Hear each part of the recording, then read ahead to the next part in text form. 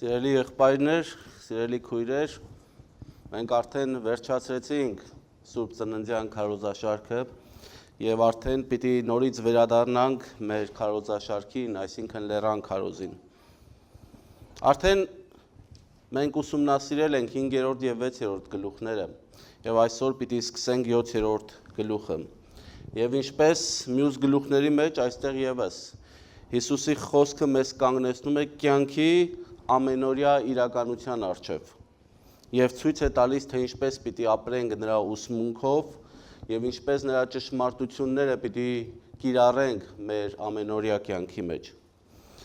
Կուզեմ հիշեցնեմ, թե ինչպես ավարտվեց 6-րդ գլուխը։ 6-րդ գլուխը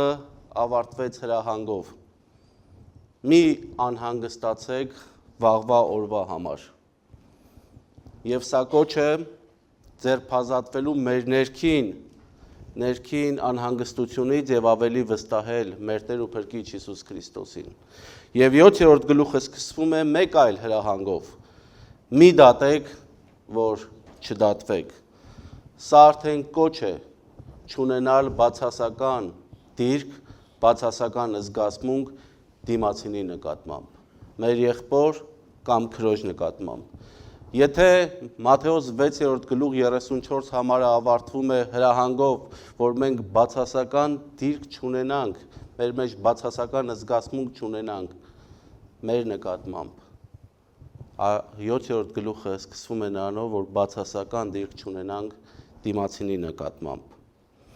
Եկեք լսենք Աստծո խոսքը, որ այսօր մեզ է գալիս Մատթեոս ավետարան 7-րդ գլխից 1-ից 6 համարները։ Եկեք լսենք Աստծո սուրբ խոսքը։ Մի դատեք, որ չդատվեք, որովհետև ինչ դատաստանով որ դատեք, նրանով պիտի դատվեք, եւ ինչ չափով որ չափեք, նրանով էլ ձեզ կչափվի։ Եվ ինչու եղբորդ աչքի մեջի շուղը տեսնում ես, իսկ քո աչքի մեջ գերանը չես նկատում։ Կամ ինչպես ես եղբորդ ասում, թող շուղը աչքիդ մեջից հանեմ, երբ ահա քո աչքի մեջ գերան կա։ Կեղծավոր, նախ քո աչքից գերանը հանիր եւ այդ ժամանակ կտեսնես, թե ինչպես եղբորդ աչքից շուղը հանես։ Սուրբ բանը շներին մի տվեք,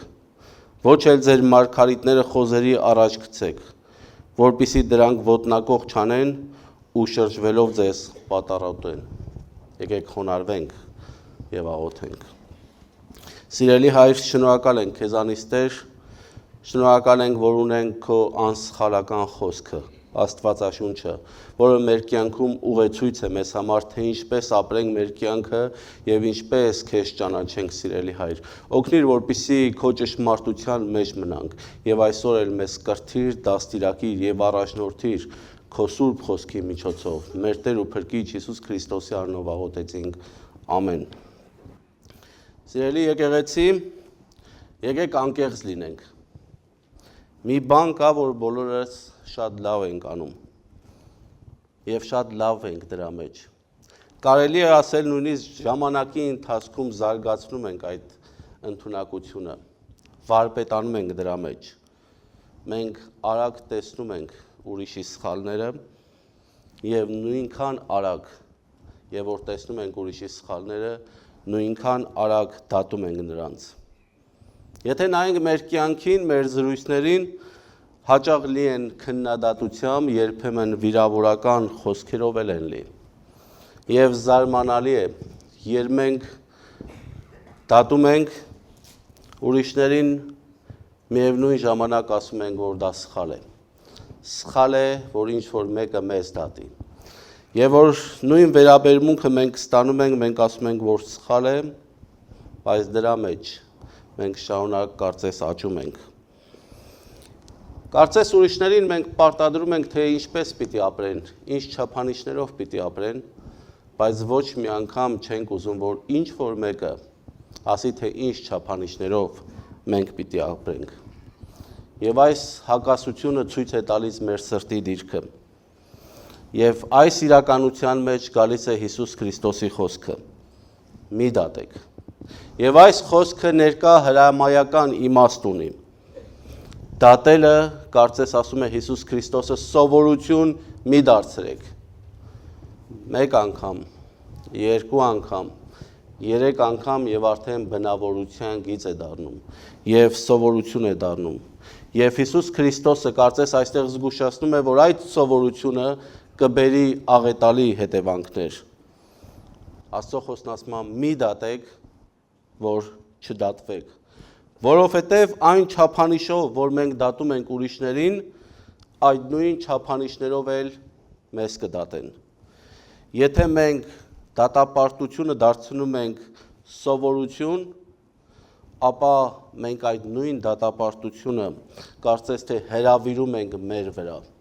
Եթե մենք այդպիսի վերաբերմունք ունենք մարդկանց նկատմամբ, մենք ասում ենք սա է ճշմարտությունը եւ այդ նույն վերաբերմունքին ես արժանանում եմ թե մարդկանց կողմից, թե Աստծո կողմից։ Մի դատեք, որ չդատվեք, որովհետև ինչ դատաստանով որ դատեք, նրանով պիտի դատվեք եւ ինչ չափով որ չափեք, նրանով էլ ձեզ կչափվի։ Եվ Հիսուս Քրիստոսի այս խոսքը կանգնեցնում է մեզ մի մեծ հոգևոր օրենքի առջև։ Այն չափանիշը, որով մենք չափում ենք ուրիշներին, հենց այդ նույն չափանիշով ենք մենք չափվելու։ Հովհաննես Ոսկեբերան այս խոսքի մասին հետևյալն է ասում. Եվ որ մենք դատում ենք, դատաստանի աթոռը սարսափելի ենք դարձնում մեզ համար։ Սիրելիներ, եւ մենք դատում ենք ուրիշներին, մենք ոչ միայն նրանց վրա ենք ծանրություն դնում, այլ նաեւ մեր վրա, որովհետեւ մենք ինքներս մեզ դարձնում ենք դատապարտյալներ եւ կարծես կանգնելով Քրիստոսի աթոռի առջև ասում ենք այս չափանիշով ես պատրաստ եմ դատվելու։ Մատթեոս ավետարան 7-րդ գլուխ 2-րդ համարը բառացի կարող ենք այսպես ասել. Ինչ դատաստանով էլ որ դատենք, մենք այնպես էլ կդատապարտվենք։ Այսինքն այն չափանիշը, որ օգտագործվում է ուրիշներին չափելու համար, կօգտագործվի մեզ չափելու համար։ Եվ այս ճշմարտությունը նաև Պողոս առաքյալն է ընդգծում Հռոմեացիների նամակում, Հռոմեացիս 2-րդ գլուխ 1-ի համարում ասում է. Ուստի աններելի ես, ով մարդ, որ բոլորին դատում ես, որովհետև ինչով ուրիշին դատում ես, ինքդ քեզ ես դատապարտում, քանի որ դու նույն բանն ես անում, ինչով դատում ես։ Սիրելիներ, եթե մենք բավականին լավ գիտենք Աստծո չափանիշները, որպեսզի ուրիշներին դատենք, ապա պիտի գիտակցենք, պիտի հասկանանք, որ այդ չափանիշը պետք է օգտագործվի մեզ համար։ Հարց է առաջանում. ով ենք մենք, որ նստում ենք աթոռին դատելու համար։ Արդյոք իրավունք ունենք մենք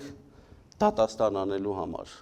Հակոբոս առաքյալը իր թղթերից մեկում ասում է, իր թղթերի մեջ ասում է, որ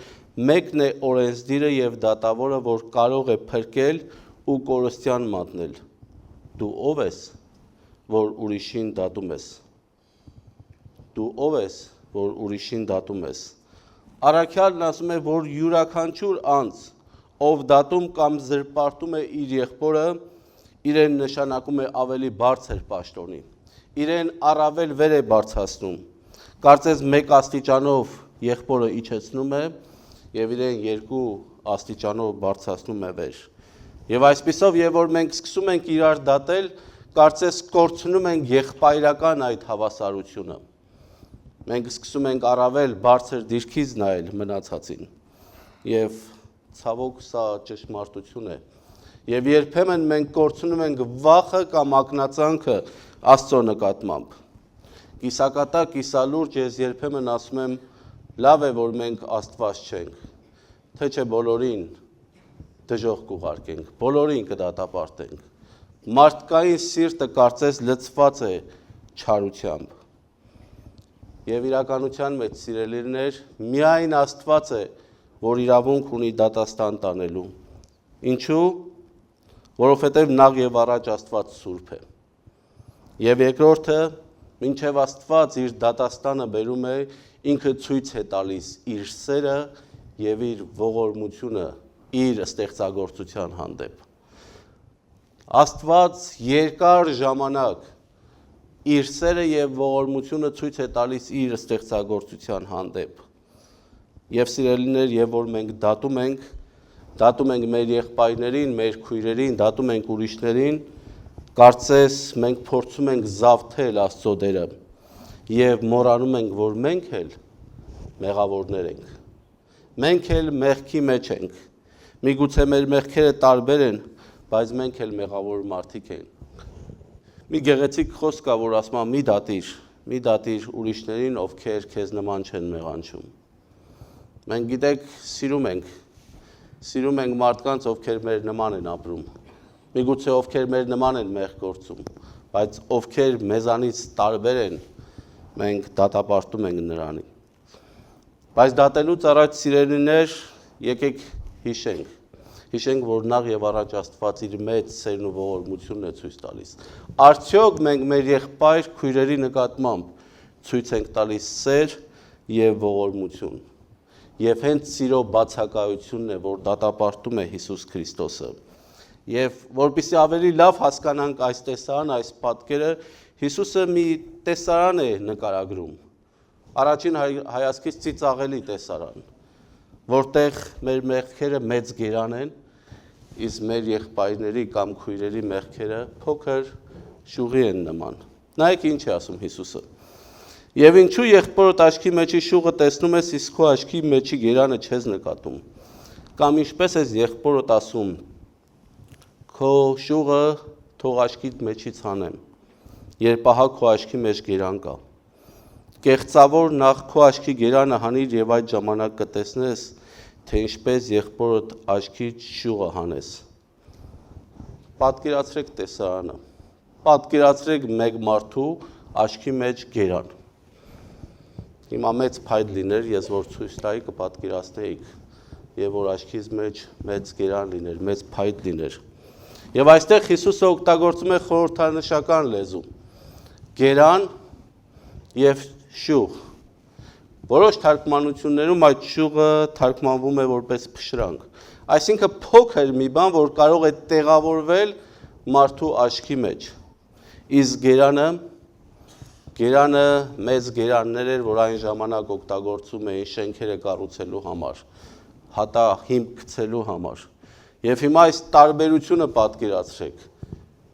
Մեկը, որ աչքի մեջ այդ մեծ փայտը կա, մեծ գերանը կա, եւ մյուսը, որ աչքի մեջ փոքր շուղը կա, եւ ում աչքի մեջ մեծ գերանը կա, այդ մարդը ցանկանում է կամ ձևացնում է, որ ուզում է օգնել մյուսին։ Տեսնում է, որ նրա աչքի մեջ ինչ-որ մի բան կա, որ խանգարում է միգուցե նրան տեսնել ճշմարտությունը։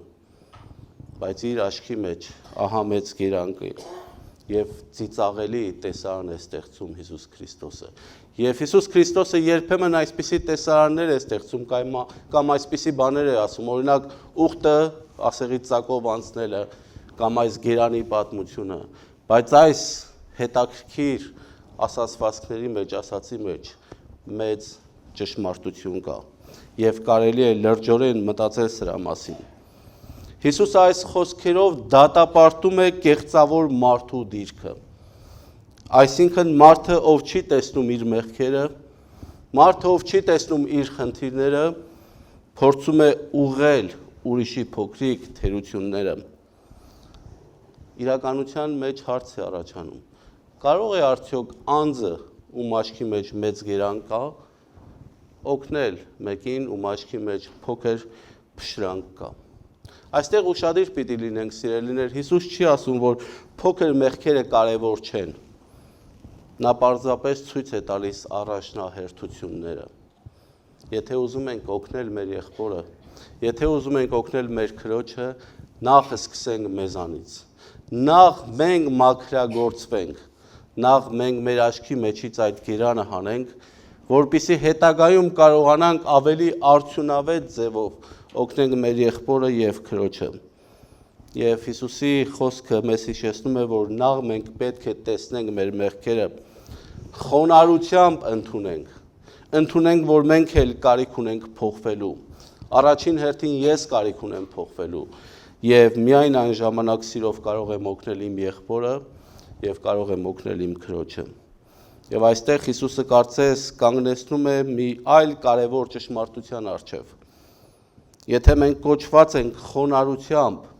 տեսնել մեր մեղքերը եւ սիրով օգնել մեր եղբորը եւ քրոջը, նույնքան կարևոր է սովորել զանազանել սուրբը անսուրբից, որպեսզի մեր օգնությունը, մեր վկայությունը լինի արդար եւ ճշմարիտ։ Աստծո խոսքն ասում է սուրբ բանը շներին մի տվեք, ոչ էլ ձեր մարգարիտները խոզերի առաջ գցեք, որպեսզի դրանք ոտնակող չանեն ու շրջվեն ձեզ պատառոտեն։ Սիրելիներ, այո, ճիշտ է, որ Աստված ասում է, միայն Աստված է դատավոր, բայց նաև Աստված հորդորում է իր խոսքի մեջ եւ Աստվածաշունչը մեզ պատվիրում է բազմիցս, որ մենք տեսնենք արդար եւ անաչառ դատաստան։ Հիսուսը Հովհաննես ավետարանում 7-րդ գլուխ 24 համարում ասում է. «Մի դատեք ըստ արտաքինի, այլ դատեք ճիշտ դատաստանով»։ Սա նշանակում է, որ մենք կանչված ենք խուսափել ունենալու դատապարտող հոգի, բայց միևնույն ժամանակ պարտավոր ենք ունենալ խորաթափանցություն։ Պետք է զանազանենք սուրբը անսուրբից, պետք է զանազանենք ճշմարիտը կեղծիքից։ Այո, դատապարտող քննադատությունը մեղք է, բայց սերը, սիրո պատվիրանը օգնում է, որպեսզի մենք կարողանանք զանազանել եւ ունենանք զանազանության հոգի, որը նաեւ շինություն կբերի թե եկեղեցում, թե ընտանիքում, թե որտեղ էլ որ լինենք։ Եվ Հիսուսի խոսքը, որ ասում է մարգարիտների առջև մի գցի, մեզ հիշեցնում է, ասում է սուրբ բանը խոզերի առջև մի գցի։ Սուրբ բանը, սուրբ նշանակում է առանձնացված լինել։ Մի բան, որ առանձնացված է Աստծո փառքի համար եւ այդ պիտի ծառայի ոչ թե մարդկային շահերին, այլ պետք է ծառայի Աստծո փառքի եւ անվան համար։ Եվ սա մեզ կոչ է խոհեմության եւ զգուշության եւ սովորեցնում է սուրբը սուրբ պահել եւ կարողանանք տարբերակել կեղծիքը ճշմարտությունից։ Ինչպես պիտի տարբերակենք, սիրելիներ, միայն Հիսուս Քրիստոսի օգնությամբ, միայն Աստծո օգնությամբ եւ որ շարունակենք մեր քարոզաշարքը մյուս քարոզների մեջ, այսինքն մյուս կիրակի դուք կլսեք, թե ինչպես է Հիսուսը մեզ հորդորում, որ խնդրեցեք եւ կտրվի ձեզ, զարկեք եւ կբացվի ձեզ, փնտրեք եւ կգտնեք։ Միայն Աստծո օգնությամբ մենք կարող ենք զանազանել ճշմարիտը կեղծիքից եւ Աստված մեզ կանչում է ունենալ այդ խորաթափանց հոգին եւ կարողանալ ճիշտ եւ անաչառ դատաստան տեսնել, եթե պետք է, բայց չունենալ դատապարտող ոգի։ Այսինքն ամեն անգամ եւ որ տեսնենք մեր եղբոր կամ քրոջ սխալը, ոչ թե անմիջապես հարձակվենք, այլ նախ եւ առաջ սիրո հոգով կարողանանք ուղղության բերել, կարողանանք սիրով, աղոթքով մարդկանց հետ Աստծո խոսքը քարոզելով, Աստծո խոսքի մեջ աչելով իրար հետ շինվենք որպես մեկ եկեղեցի։ Սիրելիներ, մենք հաճախ հակված ենք փոքրացնել մեր մեղքերը եւ մեծացնել ուրիշի մեղքերը։ Բայց Հիսուսը մեզ սովորեցնում է հակառակը։ Մեր մեղքերը պետք է թվան մեզ մեծ, կարծես այդ գերանի նման, եւ հետո պիտի մտածենք ուրիշի մեղքերի մասին, այդ փշրանքների մասին եւ փորձենք օգնություն առաջարկենք այդ հոգիով։ Եթե մենք այդ հոգիով օգնություն առաջարկենք, համոզված եղեք, որ արդյունքը անհամեմատ տարբեր կլինի։ Եթե կյանքից պիտի օրինակներ բերենք, որտեղ ենք մենք դատապարտում, բազում օրինակներ կա։ Պատկերացրեք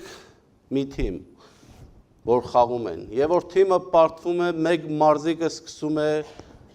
դատել մյուսին։ Այս մարզիկ այսօր այդքան լավ չխաղաց, դրա համար մենք պարտվեցինք։ Ես չէի մեղավորը, մեղավորը իմ թիմակիցն էր։ Եղբայրները եւ քույրերը հաճախ ընտանիքում եւ որ կռիվ է լինում, ինչ են անում։ Ինքն էր մեղավոր, մեկը մեկի վրա է գցում մեղքը։ Ամուսինները եւ կանայք անընդհատ այս քննադատությունը իրար նկատմամբ, դու այս բանը չարեցիր, ես այս բանը չարեցի եւ այլն։ Այս վերջերս մի գիրք էի կարդում, որտեղ մի հետաքրքիր պատմություն կար, որ շատ նման է այսօրվա մեր քարոզին եւ ասում է, որ մեքենա ես վարում,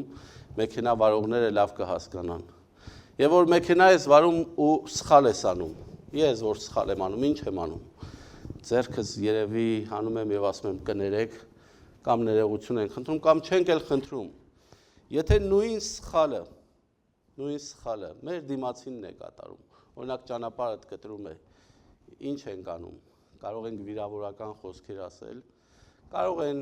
նույնիսկ հայհոյանքներ լսել, ով է սրան վարորդական իրավունք տվել։ Սա վարել չգիտի։ Բայց մենք նույն սխալը եւ որ անում ենք, հասարակ կարող ենք ներողություն խնդրել։ Սիրելիներ, սա ցույց է տալիս մեր սրտի վիճակը։ Մենք մեղմ ենք մեր հանդեպ։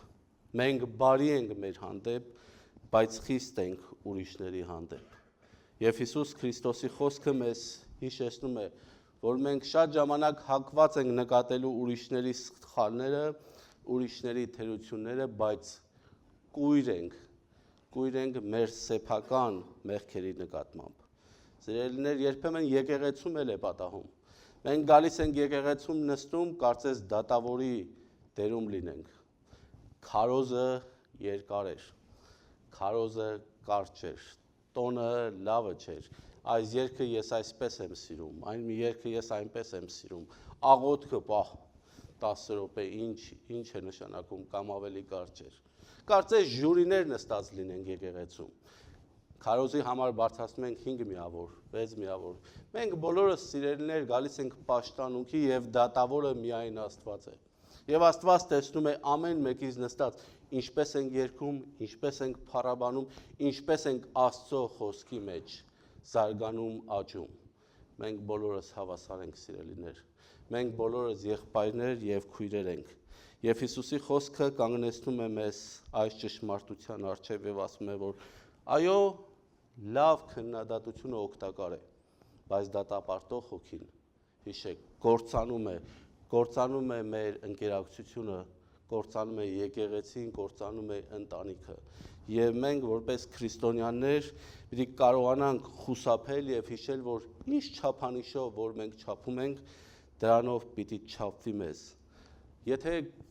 Աստծո առջև կանք, սիրելիներ, բոլորս էլ մեղավոր ենք։ Բոլորս էլ կարիք ունենք ողորմության։ Եվ միայն Քրիստոսի շնորհիվ է, Քրիստոսի քավչարար գործով է, որ մենք հնարավորություն ունենք արդարանալու։ Մենք բոլորս միասին Աստծո ողորմության եւ սիրո կարիքն ունենք։ Եվ սիրելիներ, մի գիրք կարդացի, որտեղ գրված էր, որ մենք չպետք է ատենք մարդկանց նրանց կատարած մեղքերի պատճառով եւ ոչ էլ պիտի սիրենք մեղքերը դրանց կատարող մարդկանց պատճառով։ Երբեմն սիրելիներ, մենք մեղքի պատճառով եւ որ տեսնում ենք մարդը մեղք է գործում, մարդիկ ատելի են դառնում մեզ համար։ Ոչ, մեղքն է ատելի, անձը սիրելի պիտի լինի։ Չէ՞ որ այդ նույն բանը մենք անում ենք մեր նկատմամբ։ Մենք մեզ սիրում ենք, մենք մեզանից գոհ ենք, մեր արած մեղքերը չենք սիրում։ Նույն վերաբերմունքը մենք պիտի ունենանք դիմացինի նկատմամբ, ատենք մեղքը, բայց սիրենք անձին։ Այո, դժվար է եւ որ մեղքի մեջ է եւ որ միգուցե քեզ վիրավորում է, քեզ անպատվում է, քո ոտքը տրորում է, բայց դու պիտի կարողանաս, ես պիտի կարողանամ ուժ գտնեմ եւ իրար հետ կարողանանք սիրել։ Եվ մյուս վտանգավոր ծայրահեղությունը կա։ Մարդուն պետք չէ այնքան սիրել, նվիրվել, որ հավանություն տաս նրա կատարած մեղքին։ Աշկ փակես նրա մեղքերի նկատմամբ։ Երկու կողմն է սխալ է։ Մենք պիտի մեղքը ատենք եւ մարդուն սիրենք, սիրելիներ։ Սերը մերժում է մեղքը, բայց ընդունում է մարդուն։ Եվ մենք սիրելիներ կոչված ենք, կանչված ենք ինքնակնությամբ տեսնել, ընդունել մեր մեղքերը, խոնարհությամբ չդնել մեզ դատավորի աթոռին եւ ողորմությամբ մոտենանք մեր եղբայրներին եւ քույրերին։ Միայն այս ճանապարհով մենք կարող ենք ապրել Հիսուս Քրիստոսի խոսքի ներքո եւ արժանանալ նրա ողորմությանը։ Ամեն Աստծո խոսքին։